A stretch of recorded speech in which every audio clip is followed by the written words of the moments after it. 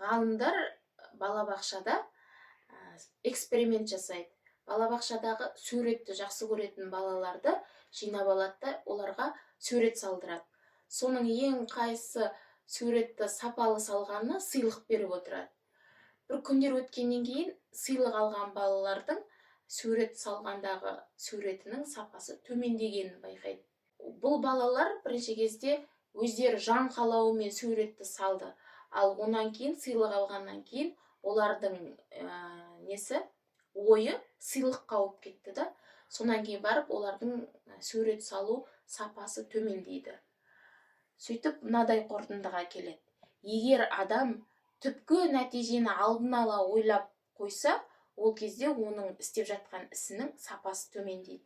Ал өзі жүрек қалауымен сол жұмыстан ләззат алып жұмыс жасаса, ол кезде оның жұмысының жақсы нәтиже беретіндігін айтады. Осындай ойды оқығаннан кейін менде де ой келді.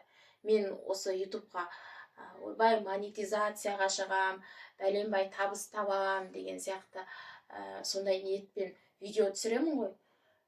Сонан кейін барында, демек мен бірінші монетизацияны ойлап кетіп,